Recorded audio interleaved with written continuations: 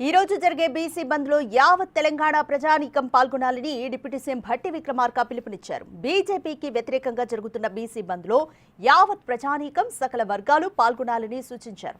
ప్రధాని మోదీ, రాష్ట్రపతి ద్రౌపది ముర్ము దగ్గర రాష్ట్ర బీజేపీ నాయకులు బీసీ బిల్లు కోసం సమయం తీసుకుని చర్చించేందుకు చొరవ తీసుకోవాలంటూ డిమాండ్ చేశారు.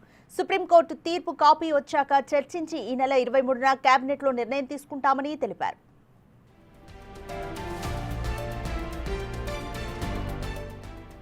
కాంగ్రెస్ పార్టీ ఇచ్చిన హామీ మేరకు ఓబీసీలకు 42% రిజర్వేషన్లకు కట్టుబడి ఉందన్నారు. 100 సంవత్సరాలు పైబడిన స్వాతంత్ర భారతదేశంలో ఎక్కడా లేని విధంగా ఆర్థిక, సామాజిక, విద్య, రాజకీయ సర్వే నిర్వహించామని తెలిపారు.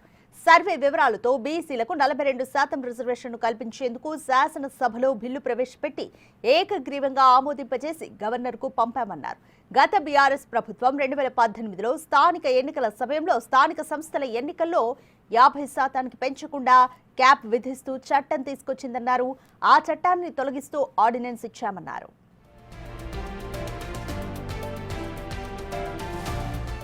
బీసీలకు స్థానిక సంస్థల్లో రిజర్వేషన్లు, విద్యా ఉద్యోగాల్లో రిజర్వేషన్లకు సంబంధించి 2 బిల్లులను ఏకగ్రీవంగా ఆమోదింపజేసి గవర్నర్కు పంపిస్తే ఇంతవరకు నిర్ణయం తీసుకోలేదని మండిపడ్డారు.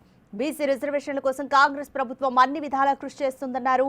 కేంద్రంలోని బీజేపీ ప్రభుత్వం కొన్ని నెలలుగా బీసీ చట్టం అమల్లోకి రాకుండా అడ్డుకుంటుందని ఆరోపించారు.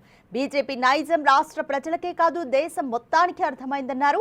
రాష్ట్రం నుంచి అఖిలపక్షంగా వచ్చి రాష్ట్రపతిని, ప్రధానమంత్రిని కలుస్తామని పదే పదే లిఖితపూర్వకంగా విజ్ఞప్తి చేసినా అనుమతి ఇవ్వడం లేదని వివరించారు.